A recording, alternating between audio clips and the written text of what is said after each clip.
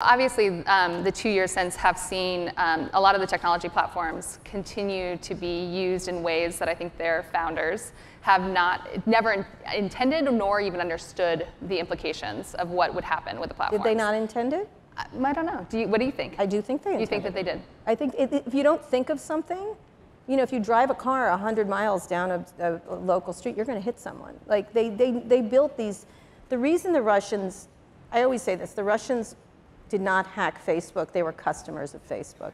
They did. They're using the platform the way it was built. Yeah. Every one of these problems is the way it was built. They built it for speed, virality, and engagement. And when you get that, when you build something for speed, virality, and engagement, you're going to get fake news. You're going to get disinformation. You're going to get abuse on platforms. You're going to get addiction. They build it. I did on a great podcast, please listen to it, with Tristan Harris, about this. This is about addicting you just the way, it's not precisely like cigarettes, but it's in that genre. Same way. Yeah. And it's the same thing. It's the same thing. And what they should have done is understood the consequences of it and planned for it and made their products that way. But it doesn't work economically if they do it that way. Maybe it's that they didn't have the foresight to see how these platforms would be used. And now what we're seeing is a lot of them trying to put in place policies internally or solutions internally that will fix some of these issues. But I think that we're seeing, even in some of their public statements, that the problem is too big for them. No, because Mark Zuckerberg said there's no way my platform was used by the Russians. He said that several years ago, and at the time we all texted him and like, you're an idiot. Of course it was. You know what I mean? We don't even know, but it has been. They tend to what they try to do is, Mark is a particular unusual case because he's actually a lovely guy, you know, and he tries to be thoughtful, but he literally has the imagination of a gnat.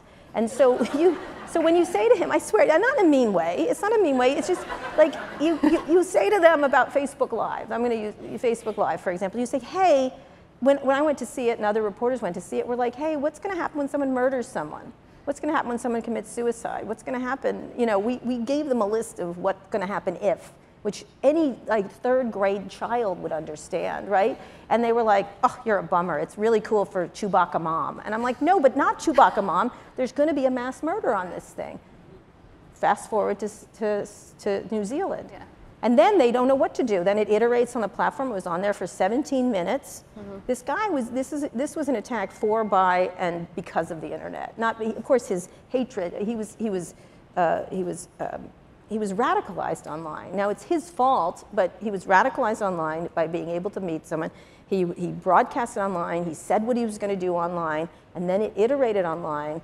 He published it, and then they couldn't get it down. They couldn't pull it down. And they tried. Look, people, you know, I just saw Susan Wojcicki's mom is here. Esther Wojcicki was amazing. Susan's trying her best to get this down, but it's too late, like, because of the way the system is built. And so to be able to pull down that, for example, is almost impossible.